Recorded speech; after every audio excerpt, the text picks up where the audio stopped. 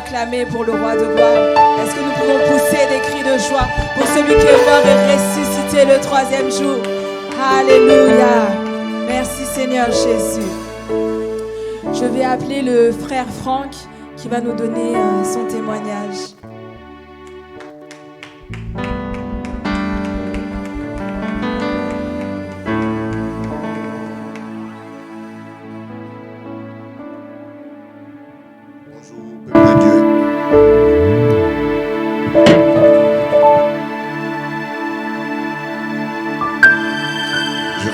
Au Seigneur pour ce moment qu'il permet de parler de sa part.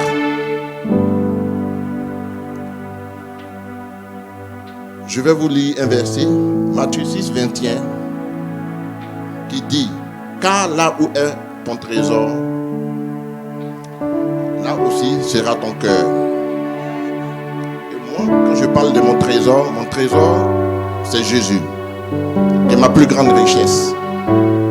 Chacun de nous a sa manière d'appeler le Seigneur. Moi, je l'appelle mon trésor Jésus-Christ. Et mon trésor Jésus-Christ, pendant le moment de confinement, j'ai écrit une chanson que je vais vous lire, que je vais chanter. Glorieux, oh oui, glorieux.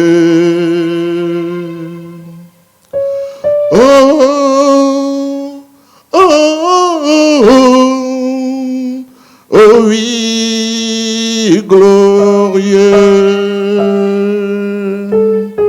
glorieux, oh oui, glorieux.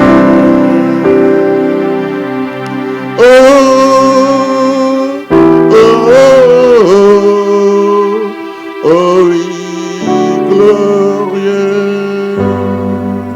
Mon cœur est mon trésor c'est Christ. Mon corps est le temple du Saint-Esprit. Ma vie est le règne de sa puissance.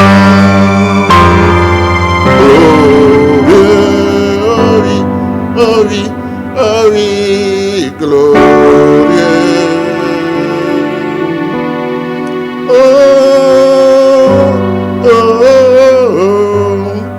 Oh oui, glorieux. Mon trésor est le même, hier, aujourd'hui, éternellement. C'est lui qui donne la vie en abondance à ses brebis. Mon trésor est le premier recherché pour ma vie. Glorieux, oh oui, glorieux.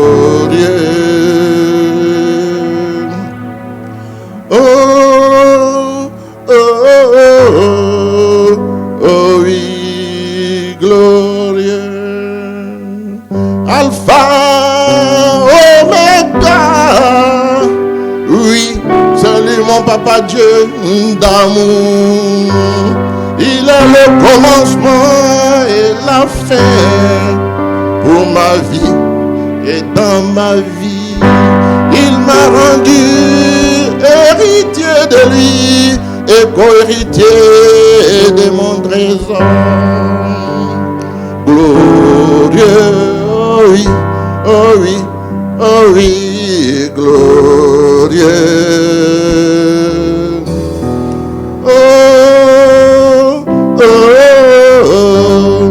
Oh oui, glorieux.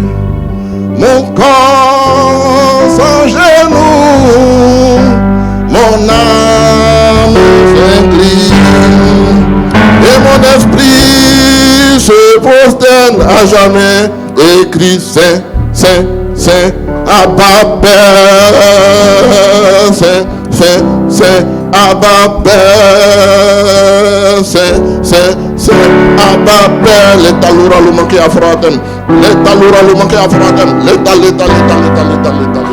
Merci, grâce, merci papa, merci Seigneur, merci mon Dieu, merci Père. Mon témoignage, c'est pour la gloire de mon Père. Je ne suis pas là, ici, par hasard. Je suis là pour lui. Ne regardez pas à moi, mais regardez à lui. Parce que c'est lui qui vit au-dedans de moi. Je ne parle que pour lui. En 2015, j'avais une très mauvaise vie avant de connaître le Seigneur. Mais quand j'ai rencontré ma femme,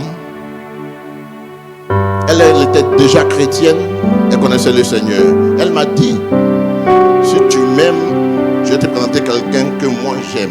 Je dis, mais c'est qui ça que toi tu aimes? Parce que moi j'avais une mauvaise vie et j'avais au point d'avoir eu 4 filles de mères différentes. Mais j'avais vraiment une mauvaise vie. Mais quand j'ai rencontré ma femme, elle m'a dit, je te présente quelqu'un, le Seigneur Jésus. Bon, elle m'a présenté à mon père spirituel qui est à Abidjan. J'ai dit, bon, ok, d'accord, je veux le connaître. Elle m'a présenté à mon père spirituel qui est à Abidjan. On s'est parlé au téléphone et j'ai confessé de mon cœur, j'ai confessé dans ma bouche et j'ai cru dans mon cœur que le Seigneur était au téléphone. Donc j'ai donné ma fille au Seigneur vocalement au téléphone, par la croyance et par la confession. Après, je ne pouvais pas, je ne savais pas, mais j'étais chef d'équipe de sécurité incendie à Toulouse. Et je buvais l'alcool, je fumais la cigarette. Mais quand j'ai croisé le Seigneur, j'ai parlé à mon père spirituel, je l'appelais. Quand je l'appelle, j'ai besoin de lui, il m'appelait au téléphone et puis on discutait. J'ai dit, mais moi je fume, je bois. Il m'a demandé, il m'a dit, tu aimes Dieu? J'ai dit, oui, j'aime Dieu. Il dit, bon, ok, d'accord, laisse-le. Lui, il t'appelle, il te prend comme tu es. Ne change pas d'abord avant de venir. Tu es venu à lui, comme tu es, tu vas voir, il va faire le reste. Donc, mais ce que je te conseille, de lire les 4 évangiles du Nouveau Testament. Donc je lisais la Bible. Mais bizarrement, ce n'est pas lui qui m'a dit de lire la Bible à 5 heures du matin. Mais comme il y a quelque chose qui s'est passé, je me levais le matin à 3 heures du matin pour lire la Bible. Je priais et je dormais. Mais après, je me réveillais vers 7 heures pour aller au travail. Avec mon équipe, on fumait la cigarette, on buvait un café et puis je planifiais les agents parce que j'étais chef d'équipe. Et j'avais 6 agents sous ma direction. Donc je fumais la cigarette et puis j'ai envoyé mes collègues à leur planning. Il y a des plannings du mois, il y a le planning journalier. Donc celui qui a travaillé hier ici, il ne peut pas travailler le même jour là, je l'envoie ailleurs. Mais j'ai fumé la cigarette et puis ça ne me plaisait pas parce que depuis longtemps, depuis plus de 20 ans, 15 ans je fumais, mais j'ai essayé des patchs, j'ai essayé presque tout, mais je ne pouvais pas arrêter. Pourtant, souvent je mettais les patchs et je fumais toujours la cigarette, malgré les patchs, les comprimés, tout ce que je faisais. Mais des fois je tombais malade, étant dans la grippe, mais je fumais quand même étant grippé. Quand la fièvre tombe, et ça je disais, non Seigneur, c'est pas bon ça. Le 3 décembre 2015, après que j'ai accepté le Seigneur, le 3 décembre 2015, dans ma chambre, j'ai fléchi les genoux. Et j'ai dit au Seigneur, si je suis ton fils, que tu m'as accepté comme ton fils, mets le dégoût de la cigarette en moi. Où je vous parle, depuis le 3 décembre 2015 jusqu'à aujourd'hui, je n'ai même pas fumé une cigarette. C'est le premier miracle que le Seigneur a fait dans ma vie. Après ça, ma femme, nous regardons au Seigneur, on lisait la Bible, je lisais beaucoup la Bible, tout ça. Mais ma femme, elle n'avait pas d'enfant. Et les mères de mes filles la traitaient de stérile. Et elle l'a confessé, elle a dit non, parce qu'elle est allée voir le médecin, on a dit qu'il y avait des fibromes dans son ventre. Les fibromes qu'elle avait dans son ventre, elle ne pouvait pas faire d'enfant. Donc si elle veut, on peut les opérer, mais il n'y a pas de chance qu'elle pouvait faire des enfants. Elle a dit non. Elle a crié au Seigneur. Seigneur, c'est toi qui m'as créé. Mais tu m'as dit que dans ta maison, il n'y a point de stérile. Donc, les enfants que tu m'as promis, je les veux. En 2000, le 12 mars 2012, pendant que je lisais la Bible, je lisais la Bible. Je me concentrais et je lisais la Bible. Je faisais beaucoup de recherches sur Internet parce que je voulais connaître Dieu. Et mon père spirituel, il m'envoyait des messages, tout ça. Quand je ne comprenais pas quelque chose, je l'appelais, il m'indiquait. Donc en 2012, le 12 mars plutôt, 2016, j'ai accepté le Seigneur. Je me suis baptisé à Paris avec le pasteur Makito. Et je suis retourné à Toulouse après le baptême. Arrivé à Toulouse, après le baptême, arrivé à Toulouse, puisque je voyageais beaucoup, et puis j'avais, franchement dit, dans ma mauvaise vie, je manquais de rien. Je faisais des mauvaises choses, franchement dit, que je ne conseillais à personne de la vie que j'avais. Mais je suis parti à Toulouse, je partais en Italie.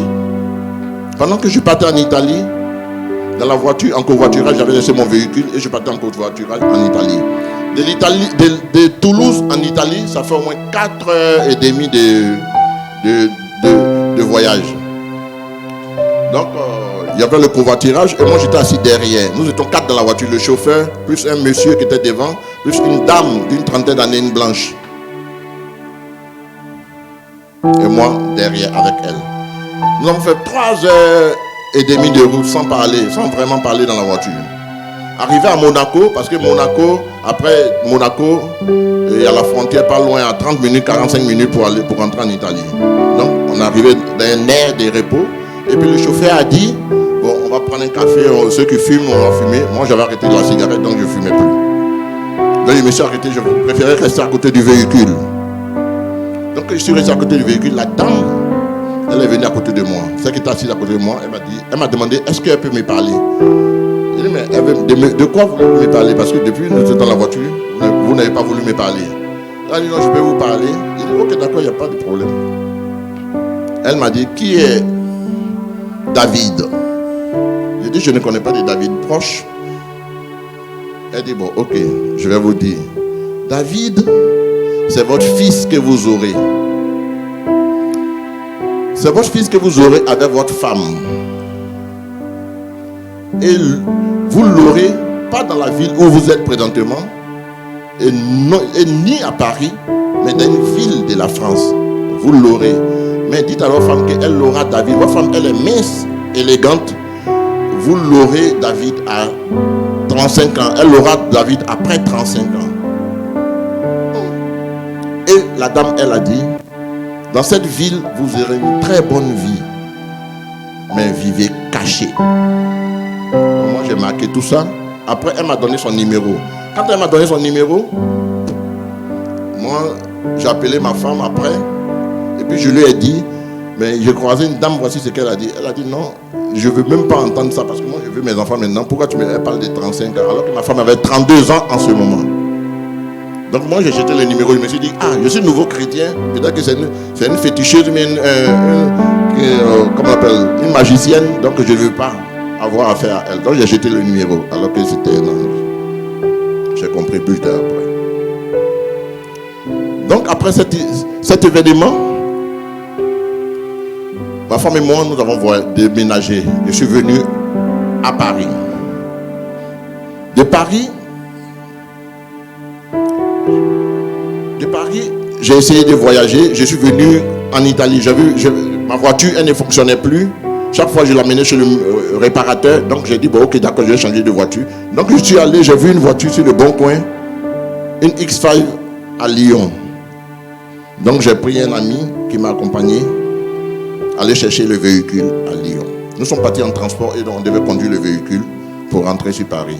En ce moment, on habitait, ma femme, on a aménagé à Paris. J'avais quitté Toulouse.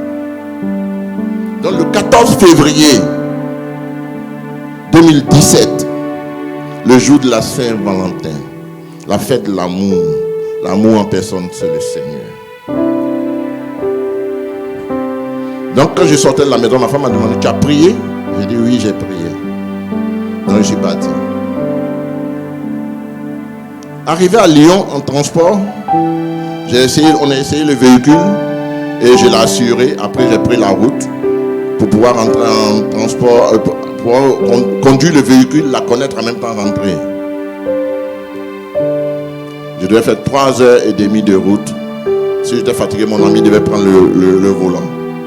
Mais on n'a même pas fait 30 minutes pendant que c'était vers 17h, 18h, l'heure des pointes de la descente, il y avait les embouteillages. Un camion poids lourd qui est monté sur la A6, sur la voie d'accélération. Après une enquête qui était drogué, qui est venu écraser le véhicule sur moi, sur nous. Il a écrasé le véhicule sur nous. Après, je n'ai rien vu. J'étais mort. Mon ami, lui, il n'était pas mort, mais lui, il était blessé. Alors que moi, je n'ai versé aucune goutte de sang. Et c'est les pompiers de l'air, de l'hélicoptère, parce qu'il a créé un embouteillage pas possible. Ils sont venus découper le véhicule pour nous faire sortir. Et quand on découpait le véhicule, lui me voyait, il me réveillait. Franck, il pleurait. Pendant ce temps, il regardait les pompiers en train d'agir. Il pleurait parce qu'il m'a vu. Il dit, je répondais plus, j'étais là, j'ai respiré. En même temps, je suis parti. Il dit, il m'a réveillé. Ça a duré pendant au moins 30 à 40 minutes pour découper le véhicule, pour me faire sortir, pour nous faire sortir. Mais lui m'a vu mort. Durant tout ce temps, il essayait de me réveiller. Non. Le 14 février, vers 20h, ils m'ont amené à l'hôpital, au CHU de Lyon. Aux urgences, ils ont tenté de me réanimer, de tout faire. Faire tout le cas possible pour pouvoir me redonner la vie, mais rien, zéro. Donc, le lendemain 15 février 2017, à 11h, la dame, elle était en train de me préparer, mettre dans un sachet, mettre les trucs sur moi. Le médecin urgentiste, il avait déjà fait le certificat de décès. Il m'avait déclaré mort déjà. Et on était en train de mettre me préparer pour la morgue, m'habiller pour la morgue, tout ça. Mettre les sachets sur moi, tout ça. Et je me suis réveillé d'un coup. Quand je me suis réveillé, la dame m'a vu. C'est comme elle avait vu un mort, un survivant. Elle a fui. Elle a couru. Donc il n'y avait personne dans la chambre. Elle a couru, puis j'ai vu du monde rentrer dans la chambre. Ils m'ont dit, monsieur, ça va? J'ai dit, oui, ça va, mais qu'est-ce que je fais ici? Ils ont commencé à me poser des questions. Vous vous appelez comment? J'ai dit, mais je m'appelle Franck. Mais qu'est-ce que je fais? Ma femme, elle est où? On dit, votre femme est en train de venir. Donc ils m'ont commencé à me poser des questions. Vous avez combien d'enfants? Qui vous êtes? Qu'est-ce que vous faites? J'ai dit, mais je suis tant. J'ai commencé à leur répondre à toutes les questions. Sans problème. J'avais tous mes sens. Tout ce qu'ils m'ont retiré, j'avais des dreadlocks. C'est ce qu'ils ont coupé. Donc, le médecin, il est venu, il m'a demandé, poser des questions, tout ça, j'ai répondu. Et après, ils ont fait tous les examens. Ma femme est venue le même soir. Ils ont fait tous les examens. La directrice de l'hôpital, elle est venue une semaine, parce qu'ils m'ont gardé une semaine là pour faire tous les examens, mais rien. Et on me surveillait, on me prenait des photos, comme j'étais comme un miraculeux pour eux. Il y a certaines personnes qui quittaient dans d'autres hôpitaux pour pouvoir venir me voir. Et la directrice de l'hôpital a demandé, est-ce qu'elle peut prendre mon sang, pour pouvoir analyser, pour voir. Et puis ma femme a dit, c'est Jésus-Christ. Et puis elle s'est assise, elle a dit, mais depuis 12 ans qu'elle est dans ce travail, elle est directrice. Que si moi je me réveillais, si je ne suis pas mort, que je me réveillais avec ce que j'ai vécu comme accident, normalement je devais faire une rééducation de 6 mois à 3 ans. Ça dépend de l'évolution que je pouvais avoir, pour connaître mon nom, pour connaître la vie que j'avais avant, qui j'étais réellement. Même avec ma femme, tout ça, mes enfants, je devais le connaître. Mais c'est avec une rééducation que je devais connaître tout ça. Mais pas de moi-même. C'est là que ma femme m'a dit, c'est Jésus. Nous, c'est un Dieu vivant, pas un Dieu mort. Donc, c'est Jésus qu'on sait. C'est Jésus qui lui a donné tout ça. Gloire à Dieu. Ils m'ont fait tous les examens. Après, ils m'ont pris. Ils m'ont emmené dans un hôpital à Orsay, non loin de Paris. Dans cet hôpital, ils ont tout le matériel là-bas pour pouvoir faire des examens. Ils m'ont gardé au moins 3 jours pour faire des examens là-bas aussi. Mais rien. Après, ils m'ont libéré et je suis parti chez moi. Je suis rentré chez moi. Quand je suis rentré chez moi, après, je ne pouvais pas, je n'aimais pas trop, on n'aimait pas trop Paris. Donc, on a décidé de venir ici. Ici même, on ne connaissait pas parce qu'on venait faire des achats. Mais on ne connaissait personne ici. Arrivé à Troyes, nous sommes arrivés à Troyes ici Décembre 2018. Décembre 2018, nous sommes arrivés à 3. Et ici, on a connu, c'est un frère qui nous a montré l'église ici, parce que quand on est venu à chercher où on pouvait prier, dans quelle maison on pouvait rentrer. Et le frère Didier nous a montré l'idée, le centre chrétien. C'est comme ça que j'ai connu Papa Tony. Et le 21 décembre, le 21 avril 2019, quel était le jour de la Pâque, un dimanche, ma femme ici, celle qu'on dit, elle ne pouvait pas faire d'enfant, elle était stérile. Elle a pleuré ici au Seigneur. Mais quand nous sommes sortis de l'église ici, elle m'a dit, elle a commencé à sourire, elle a dit, il y a quelque chose qui s'est passé, je ne comprends pas, mais il y a quelque chose qui s'est passé. Il dit, ah ouais? Il dit, oui, ok. Donc nous sommes arrivés à la maison, après, elle ne voyait plus ses règles pendant un moment. Elle est tombée enceinte. Elle est tombée enceinte. Elle a fêté son anniversaire le 20 octobre 2019. Et c'est 2 mois après qu'elle a accouché. Parce que l'ange avait dit qu'elle devait accoucher 35 ans après qu'elle devait faire son fils David. C'est 35 ans après qu'elle devait faire son fils. Le 20 octobre 2019, elle a fêté ses 35 ans. Et 2 mois après, le 21 décembre 2019, comme le jour de la Pâque était le 21 avril, qu'elle a pleuré ici, on avait prévu son accouchement pour janvier. Elle devait faire 9 mois, mais l'enfant est venu plus tôt le 21 décembre. Donc Queen Esther est venue. Et le jour, j'ai discuté même à l'hôpital, le jour de l'examen, quand elle a couché, parce qu'il y avait des échographies, on disait que c'était une fille. Moi, j'ai dit non, mon Dieu m'a dit que c'est un garçon. Même le jour de l'accouchement, j'ai dit non. J'ai appelé l'infirmière, j'ai dit mais attends, ça c'est le sexe d'une fille. Non, il n'y a pas un examen à faire parce que moi, mon Dieu m'a dit que c'était un garçon. Donc je ne croyais pas. Et après, j'ai fini par comprendre. Mais l'année suivante, King David, le fils de la promesse, ce même Pâques, il est né le 6 avril, après le jour de la Pâque. Le jour de la Pâque, c'était le 4 avril 2020. Et 2021, et lui, il est né le 6 avril 2020. Le 6 avril 2021. 2 jours après la Pâque. Je rends gloire au Seigneur. Mais il y a eu des attaques parce que quand ma femme était enceinte, les fibromes étaient là. Ils n'ont pas enlevé les fibromes, mais les fibromes étaient là. Puis Dieu a fait venir des enfants dans ces fibromes-là. Que les médecins ont dit qu'elle ne pouvait pas avoir d'enfants dans ces fibromes-là. Mais elle a accouché les fibromes, dans les fibromes-là. Elle a eu 2 enfants. Nous avons 2 beaux enfants. Les enfants de la promesse. Parce que l'Esprit de Dieu a dit de les appeler les merveilles de Dieu. Et les merveilles de Dieu, nous les avons avec nous. Pour rendre grâce au Seigneur. Pour vous dire, frères et sœurs, Dieu est vivant. Nous servons un Dieu qui est vivant. Qui est le chef et le consommateur de la foi. Nous dit Hébreux 12, 2. Ayez le regard sur le chef et le consommateur de la foi. Faites tout ce que vous voulez. Tout ce que nous traversons n'est que réalité. Mais ce que Dieu dit, c'est ce qui est la vérité. Jésus, quand il était là, je vous exhorte.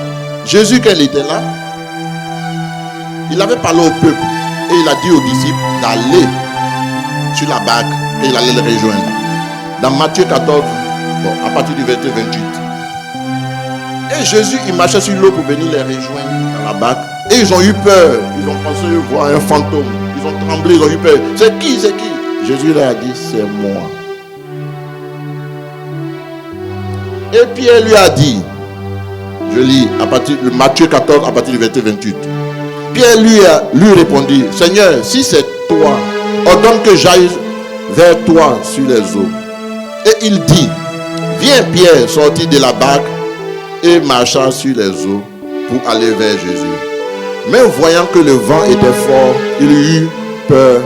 Et comme il commença à enfoncer, il s'écria, Seigneur, Seigneur, sauve-moi. Ayez le regard sur Jésus. Hébreux 12, 2 nous le dit. Ayez le regard sur Jésus, qui est le chef et le consommateur de la foi. Parce que sans la foi, nul n'est agréable à Dieu. Quand il marchait, il regardait Jésus. Sur l'eau, il marchait tranquillement. Mais quand il a regardé le vent, c'est les problèmes qu'on a tous les jours. Quand on regarde les problèmes, on enlève les yeux sur Jésus, on s'enfonce. Jésus a dit, homme de peu de foi. Aussitôt Jésus étendit la main, le saisit et lui dit, homme de peu de foi, pourquoi as-tu douté? Pourquoi nous doutons? Ayons le regard sur Jésus.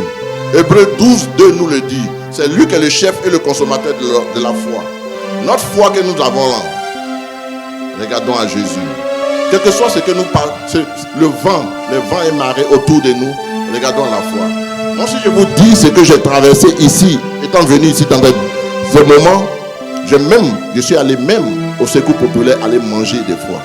Pourtant, ma famille biologique, elle est riche. Je pourrais appeler mes parents, tout ça, mais je dis non aujourd'hui. Je leur dis, mais ma papa, je dis aujourd'hui, quand je manque d'un centime, je regarde à Jésus. Quand je pleure, je regarde à Jésus. Quand je dors, je regarde à Jésus. Je respire, je regarde à Jésus. Je fais tout, je regarde à Jésus. Je ne regarde pas mon voisin, je ne regarde pas mes parents. Parce que mes parents, ils ont les moyens quand même. Mais je peux appeler, si j'appelle tout de suite, on me donne ce que je veux. Mais je m'en fiche de ça, je ne veux pas ça. C'est l'héritage de mon Dieu que je veux. Ce n'est pas l'héritage des hommes sur cette terre que je souhaite. Donc, je vous prie mes frères et sœurs, aimez Jésus, aimez-le de tout votre cœur, de toutes vos pensées, de toutes vos forces. Moi aujourd'hui, tout ce que Dieu a fait pour moi, je lui rends grâce. Je ne veux que vivre pour lui, respirer pour lui, penser pour lui, marcher avec lui, faire toutes choses pour la gloire de son nom. Parce que quand je vis aujourd'hui, je fais toutes choses. Je ne passe pas mon temps dans les réseaux sociaux, dans les petits trucs maintenant. Hein, tout ce que je fais, quand je ouvre mon truc, c'est Jésus. Quand je ouvre les réseaux sociaux, quand je vois, je publie Jésus. Donc c'est Jésus. Je vous encourage à aimer Dieu. Quand vous l'aimez, il se souviendra de vous. Parce qu'il n'oublie jamais ses enfants. Il est là pour nous. Il nous a donné la vie sauve. Parce que c'est l'œuvre qu'il a fait sur la croix. C'est pour nous. C'est pas pour lui. C'est pour nous sauver. Pour nous donner une vie en abondance. La vie en abondance, la vie que nous traversons, ce n'est pas une réalité. Pourquoi est-ce qu'il y a des enfants, il y a des chrétiens qui sont bénis, abondamment bénis, puis il y a d'autres qui ne sont pas bénis. Donc le charnel est un péché. C'est dans le charnel, c'est dans la chair que le diable se sert. Il passe par la chair, les sentiments, les pleurs, la crainte, tout ça, pour pouvoir agir. Dieu, si vous avez la foi, la crainte, la peur, tout ça, vous n'aurez pas ça. Donc, je rends grâce à Dieu.